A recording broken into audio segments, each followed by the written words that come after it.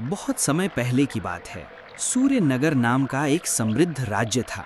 वहाँ के राजा अर्जुन देव बड़े पराक्रमी, न्यायप्रिय और दयालु शासक थे। उनकी रानी सुमित्रा बुद्धिमान और करुणामय थीं। राजा के पास एक मंत्री था, महादेव, जो चतुर था पर कभी-कभी लालच से भर जाता। दरबार का एक विवाद।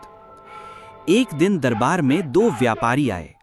दोनों दावा कर रहे थे कि बाजार में मिला सोने का हार उन्हीं का है। पहला व्यापारी बोला, महाराज, ये हार मेरी पत्नी का है, ये चोरी हो गया था।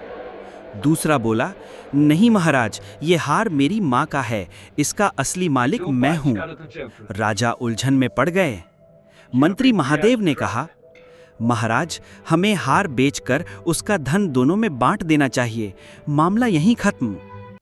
लेकिन रानी सुमित्रा ने हस्तक्षेप किया, नहीं महाराज, सत्य की खोज किए बिना न्याय अधूरा रहेगा। राजा की परीक्षा। राजा अर्जुन देव ने दोनों व्यापारियों को अलग अलग बुलाया। पहले व्यापारी से पूछा, अगर हार तुम्हारी पत्नी का है तो वो इसे पहचान पाएगी? व्यापारी बोला, हाँ महाराज, हार के पीछे मेरी पत्नी का नाम खुदा हुआ है। जब हार देखा गया तो उस पर वाकई छोटे अक्षरों में लीला लिखा हुआ था। राजा ने तुरंत दूसरा व्यापारी बुलाया और पूछा, क्या तुम्हारी माँ का नाम लीला है?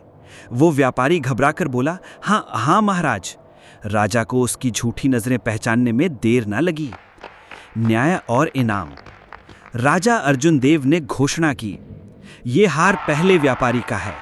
झूठ बोलने वाले को दंड मिलेगा, क्योंकि इस दरबार में केवल सत्य और न्याय की जीत होती है।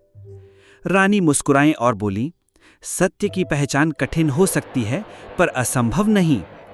किसान, व्यापारी और जनता सब राजा की बुद्धिमत्ता और रानी की न्यायप्रियता की तारीफ करने लगे।